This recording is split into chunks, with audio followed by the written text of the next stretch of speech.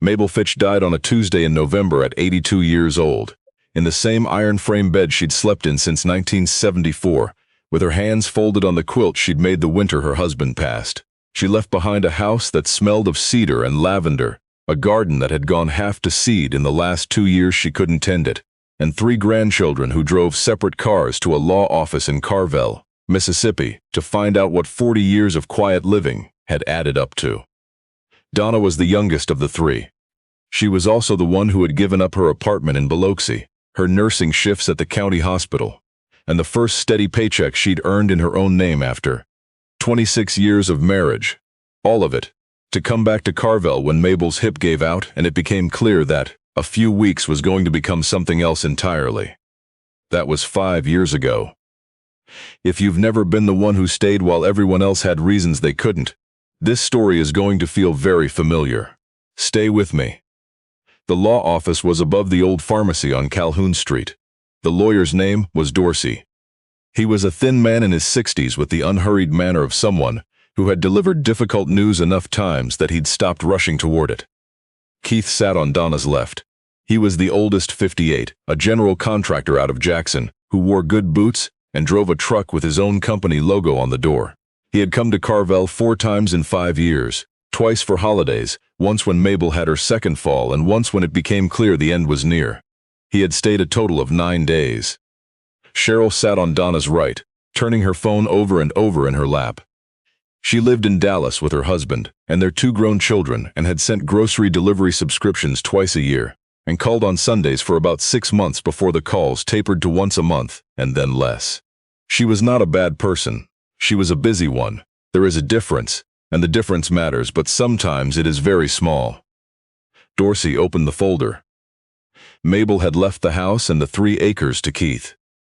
The house where Donna had slept on the pull-out couch in the sewing for 5 years, where she had learned which floorboard creaked loud enough to wake Mabel at 2 in the morning, where she had cooked soft food when the teeth gave Mabel trouble and sat across the kitchen table, reading Mabel's mail out loud, when the cataracts made the small print impossible. That house went to Keith, who had been there 9 days. The savings, just over $11,000 in a credit union account, and Mabel's Buick went to Cheryl. Then Dorsey paused the way lawyers pause when the thing they're about to say doesn't have a comfortable shape. To my granddaughter Donna, he read, I leave the Fitch building on Levee Road, parcel 9 of the Carvel Township Survey, together with its contents. Appraised fair market value, $200. The room held that number for a moment. Keith cleared his throat. That's the old storage shed she never let anybody go in. That is the property as described, Dorsey said.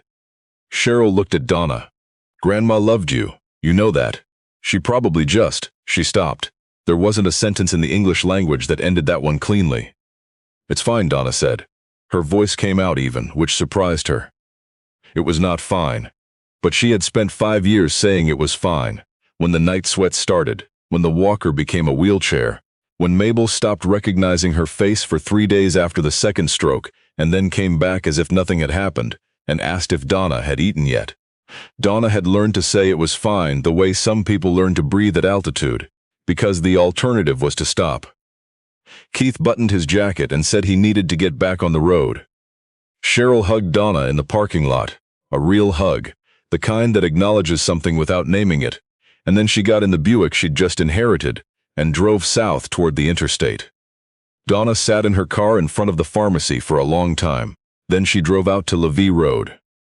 If you're the kind of person who has ever cared for someone until there was nothing left of your old life to go back to, stay with me, because the Fitch building is where this story actually starts. Levee Road ran along the backside of the flood control berm that the Army Corps had built in 1962, before the river changed course enough to make the whole structure mostly ceremonial. The road was paved for half a mile and then turned to packed gravel, and the gravel gave way to a 2-rut lane through a stand of sweet gum trees still holding their October leaves, wine red and hanging on. The Fitch building sat at the end of the lane. It was a converted cotton warehouse, which in Carvel meant a wood-frame structure about the size of a 3-car garage, board and batten siding gone silver with age, tin roof with a seam down the center that had been patched so many times the patches had patches. Every window was boarded. The boards weren't rotten. They were deliberate, solid, set square in the frames with galvanized screws. The caulking around the door frame was recent, still pale where old gray would have matched everything else. The key from Dorsey's envelope was brass and newly copied, still sharp at the edges. She fit it in the lock and the deadbolt turned clean. The smell hit her before anything else. Not mold, not rot. Cedar and something dry and warm. Like the inside of an old chest, but underneath it, faint and particular, the smell of iron and starch and the lavender water Mabel had used on everything fabric-related since as long as Donna could remember. She pushed the door open and stood in the threshold. The boarded windows meant it was dark, and she used her phone for light. The pump and the utility equipment were gone, pulled out long ago. In their place, Mabel Fitch had built a room. The walls were lined with shelving the way a library is lined with shelving, not random storage but intention. Plastic bins labeled with masking tape and marker, fabric sorted by weight and color, thread organized by shade into long hanging rows on a pegboard. But that was only one wall. The back wall was something else entirely. Floor to ceiling, stacked flat storage drawers, the kind quilters use, and between them, tied bundles of manila folders tabbed with dates, 1989, 1992, 2001. The dates ran from 1987 to 4 months before Mabel died. Against the side wall, a small wood stove, cold now, a folding table with 2 chairs facing each other, knee to knee, a corkboard on the wall behind the table, bare now except for pushpin holes. And on the floor between the chairs, worn into the concrete, so gradually it had the look of something that had always been there, a faint oval where feet had rested, hundreds of times, belonging to hundreds of different people. Donna pulled a drawer open at random. Inside, a folder. Inside the folder, a form, a Mississippi Civil Court petition for a protective order, filled out in Mabel's exact, upright handwriting, with a woman's name at the top in pencil, lightly erased but still legible if you held it to the light. Beneath the form, a carbon copy. Beneath the carbon, a note in Mabel's hand on a half sheet of notebook paper.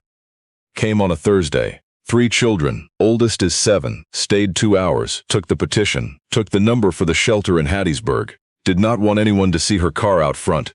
She walked from the highway, left before dark. She called on a Friday. 3 weeks later, she got out. If you've made it this far, do yourself a favor and subscribe to Giant Stories, because what Donna found in the rest of those drawers is the reason I'm telling you this story at all. Mabel Fitch had been doing this for 35 years. Donna sat on the concrete floor of the building with the folders spread around her like a tide, and understood, slowly, the shape of the thing her grandmother had built. The women who had come here had come because they couldn't go anywhere else. Not to the courthouse where someone might recognize them. Not to the church, where the pastor knew their husbands. Not to the women's services office in Hattiesburg, which was 40 minutes away, and required explaining to someone where you were going for 2 hours on a Tuesday afternoon. They had come to a building at the end of a road that went nowhere, because it had no window, and the door locked from the inside, and nobody in Carvel had any idea what went on there, except that it was where Mabel kept her quilting fabric. And Mabel Fitch had been keeping fabric out there for as long as anyone could remember. The quilting was real. The fabric was real. Mabel had made 2 or 3 quilts a year, her whole adult life, and given most of them away. But the quilting was also a story she had maintained with the patience of someone who understood that the best protection is the one that looks like it doesn't exist. In the drawers, protective order petitions filled out in Mabel's careful hand, letters to courts, letters to shelters, letters written for women who were afraid their own handwriting would be recognized, applications for emergency housing. In one folder from 2003, a letter to a woman's sister in Memphis, explaining without explaining, in language that meant one thing on the surface and something entirely different if you knew the situation, that it was time to come get her. Clipped to that folder from Memphis, dated 6 months later, no return address, no signature, just, "We are okay. The girls are okay, thank you." Mabel had kept the postcard for 20 years. Donna pressed her palm flat on the concrete and breathed. She was a nurse. She had seen people in crisis, in waiting rooms, in trauma bays, in the terrible middle hours of the night when the hospital was quiet and the pain wasn't. She knew what it cost to do that work, and she knew what it cost to carry it home, and she understood now that her grandmother had been doing it for 35 years. Alone. in a building that looked like a storage shed, and had never told a single person. She understood something else too. The boarded windows were not neglect, they were privacy. The 2 chairs knee to knee were not accidental. The wood stove was there because some of those women had come in January. Mabel had thought about all of it. She had built a room where someone could be in the worst moment of her life and not be seen. Donna stayed until the light coming through the gap at the base of the door changed from white to amber. Then she drove back to the farmhouse, still her house. For now, the paperwork hadn't transferred yet, and she sat at the kitchen table, where she had eaten breakfast across from her grandmother for 5 years, and she did not sleep. She went back the next morning, and the one after that. On the 3rd day, she found the tin box. It was at the back of the bottom drawer on the right-hand shelving unit, behind 2 bolts of cotton batting, and it was heavier than a tin box had any right to be. Inside, a rubber-banded bundle of envelopes, not addressed to strangers, addressed to Donna. Donna age 9, Donna age 22, Donna age 35, Donna age 49. 4 envelopes in her grandmother's handwriting, the dates of her own life written out in the same hand that had drafted 35 years of other people's hardest documents. She set the box on the folding table and sat in one of the chairs and opened the first. Donna, you are 9 years old and you don't know I am writing this. You are in the truck waiting for me, and you have eaten the last of the peppermints I keep in the console. This morning, you saw Jeannie Partlow's little girl at the dime store with a bruise on her arm the shape of a hand, and you asked me on the way home what made a bruise shaped like that. I told you she probably bumped into something. You looked at me the way you look at grown-ups when you know they are not telling you the truth, and you said, "That's not what a bump looks like." You were 9 years old and you already knew. Some children learn to look away. You never did. I knew then that you and I were going to understand each other for the rest of our lives, even if I never found the words to say it out loud. Happy birthday, my heart, Grandma Mabel. Donna set the letter down. She could not feel her hands. She opened the second.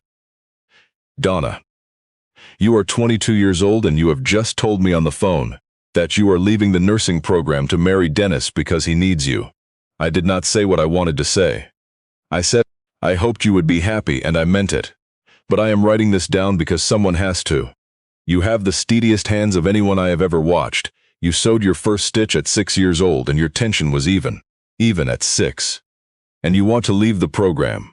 I am not going to tell you not to. You are 22 and the decision is yours. But the hands don't lie. Whatever else happens, come back to the hands. I love you, Grandma Mabel. She had dropped out. She had married Dennis. She had gone back to nursing school 11 years later at 33, while Dennis worked and she studied at the kitchen table after the kids were in bed. And she had graduated and worked the floor at the county hospital until Mabel fell and needed her. And then she had left again. She opened the third. Donna, you are 35 and you just called to tell me that Dennis asked for a separation. You were crying and trying not to be, which is the bravest and saddest thing. A person trying not to cry while they tell you the thing that is making them cry. I know you think I will be surprised. I am not surprised.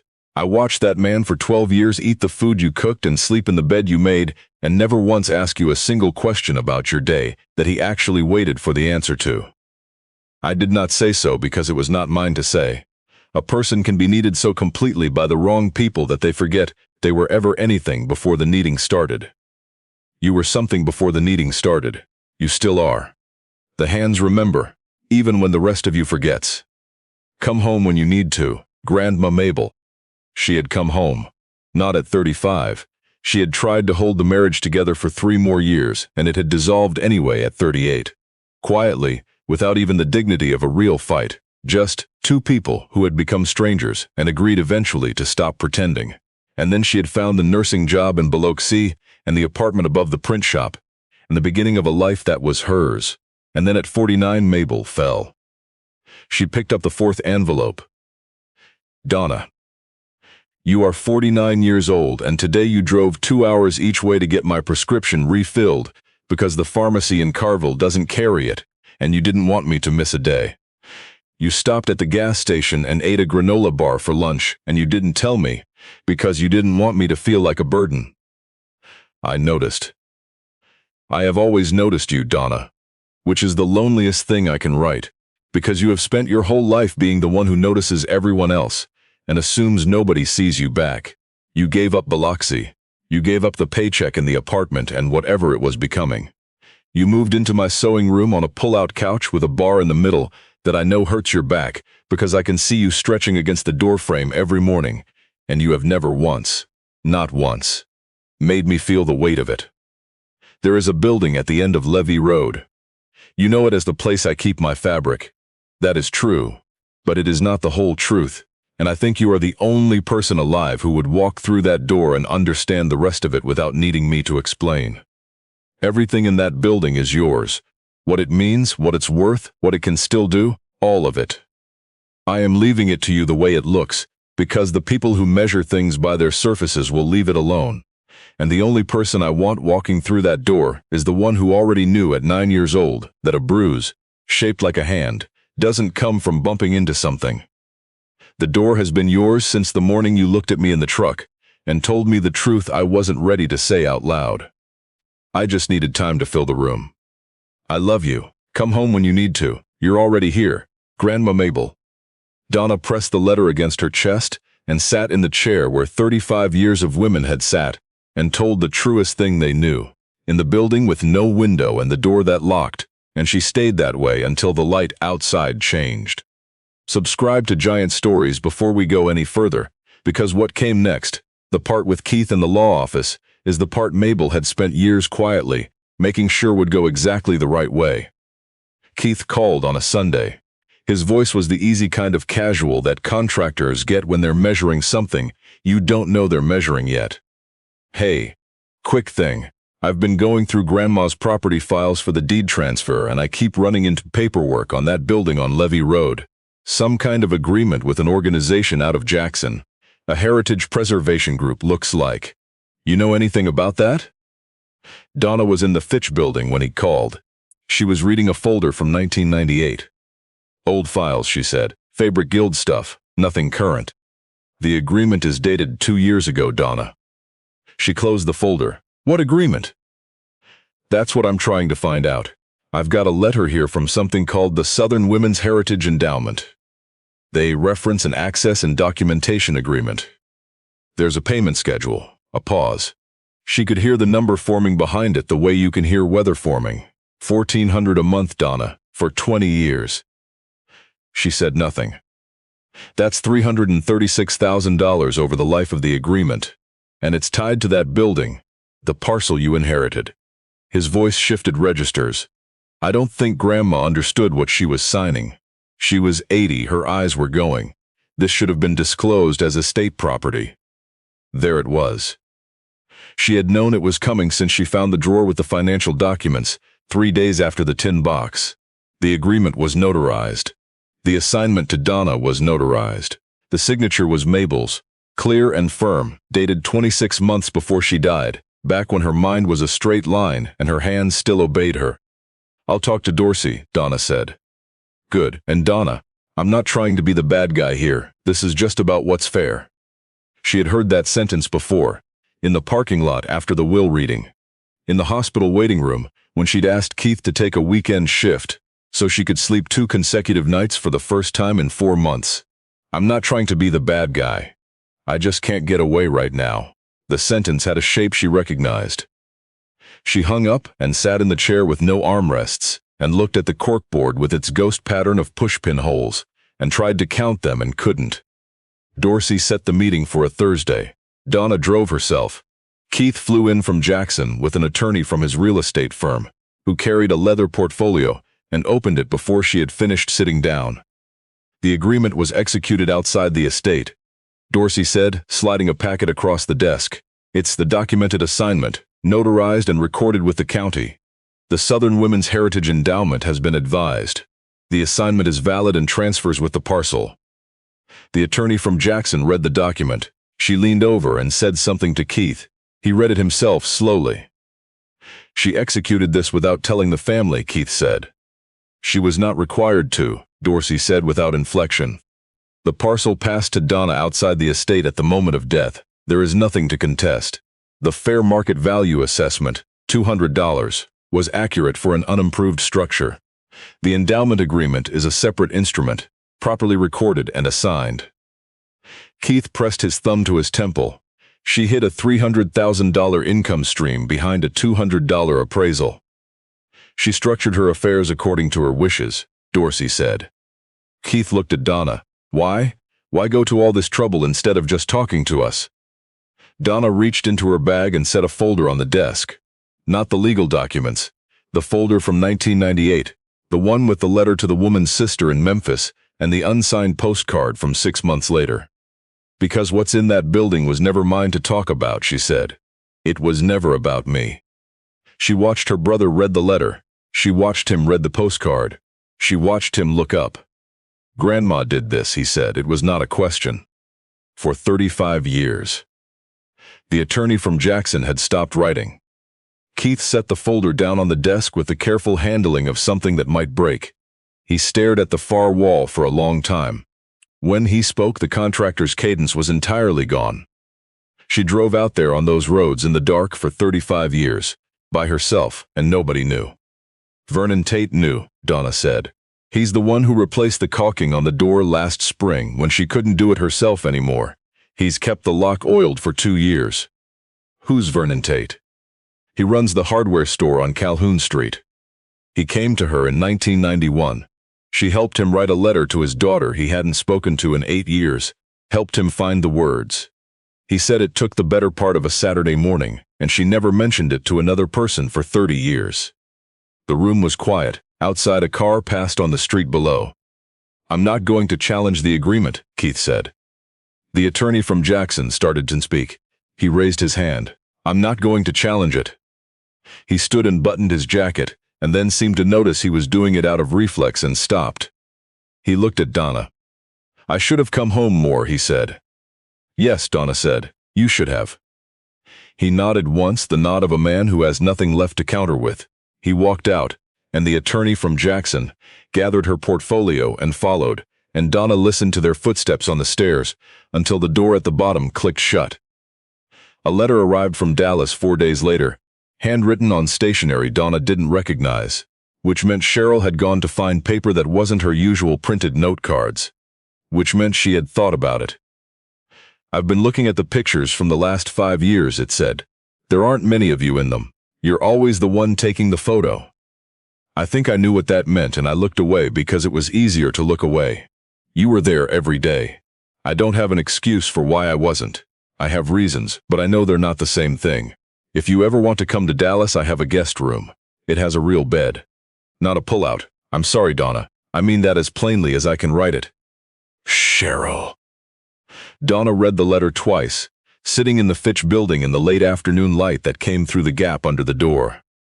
Then she set it in the tin box, beside the 4 envelopes Mabel had written her across her life, and she wrote a line in the notebook she'd started keeping on the folding table. My sister wrote me a letter by hand. It was not easy for her. I know because I know her handwriting, and this one is slow. The first endowment payment came on the 15th of the month, $1,400. Donna looked at the number on her phone for a long time. Then she put the phone away and got to work. She did not change the building much. She kept the shelves, the drawers, the 2 chairs, the corkboard. She replaced the light bulb over the folding table with a softer one. She brought a percolator and a box of good tea and left the windows boarded, because the windows were the point. She called the Southern Women's Heritage Endowment and told the woman on the other end that she intended to continue the work. The woman was quiet for a moment and then said, "Mrs. Fitch told us you would." Donna made a sign, small, the size of a notocard, lettered in her steadiest block hand. She did not put it on the building. She gave it to Vernon Tate, who placed it in the lower corner of the hardware store window behind the seed display, where you'd only see it if you were looking. The Fitch building on Levee Road is open Tuesdays and Thursdays. No appointment, no paperwork, no window. The door locks from the inside. Ask for Donna. The first Tuesday, nobody came. The second Tuesday, a woman arrived who had driven 40 minutes and parked a street over and walked the rest of the way. She carried a letter from the county in her purse, an evictions notice she understood enough to be afraid of, but not enough to know what could be done. They sat in the 2 chairs, knee to knee, and Donna read it to her once, and then went through it line by line until the thing that had been terrifying revealed itself to be merely difficult. By the time she left, the woman had 3 phone numbers and a clear sequence of steps, and the look on her face that comes when a weight turns out to have a specific liftable shape. She held Donna's hand for a moment at the door. She didn't say anything. Some moments don't need language, which is a strange thing to understand in a building built entirely out of someone's willingness to find the right words. By the 5th week, there were 4 women on a given Tuesday. By spring, there were 8, and Donna had added a Wednesday. Vernon Tate came on a Saturday to fix a hinge on the door. He was 74 years old and moved carefully, but his hands were still sure. When he finished, he stood in the doorway looking at the chairs, the corkboard, the shelves. She'd be satisfied, he said. She'd have notes, Donna said. He laughed, a short, real one. Lord, yes, a whole list. He put his tools away. She talked about you, you know. All the time you were here taking care of her. Not in a big way. She'd just say, Donna noticed this, or Donna figured out that. Like it was ordinary. She said ordinary things about you. The way people say ordinary things about a person, they've stopped being surprised by, because they've decided to trust them completely. Donna looked at the 2 chairs. She didn't want me to know, she said. Not while she was alive.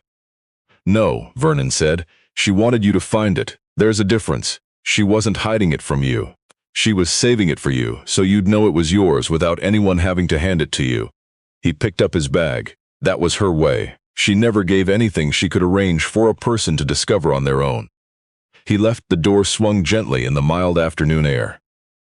Donna went to the folding table and opened her notebook and wrote the entry for the day. No names, just the work, just the small exact record of one person helping another carry what had felt uncarryable. At the bottom, she added one more line, not about the day but about the building itself, about what it held and what it was still holding, and what she understood now that she'd sat in the chair, long enough to feel the full shape of it. The room was always the gift. The money just keeps the door open. She closed the notebook and turned off the lamp and locked the building behind her, and stood for a moment in the sweet gum lane, looking up at the tin roof, catching the last low light of evening. She thought about her grandmother, just her grandmother. The woman who had taught her to sew a straight stitch, and told her once that patience was not the same as waiting. That patience was knowing what you were waiting for, and refusing to let anyone convince you it wasn't worth it. She thought about the unsigned postcard from Memphis that Mabel had kept for 20 years in a folder, in a drawer in a building, at the end of a road that went nowhere. We are okay, the girls are okay, thank you. Donna got in her car and drove back toward Carville under a sky, going red at the edges, and behind her the Fitch building stood at the end of the lane, plain and unremarkable and patient, holding everything it had always held, waiting the way her grandmother had taught her. Waiting could be, not passive, not resigned, but certain that the right person would come down the right road at the right time, and know without being told exactly what the door was for.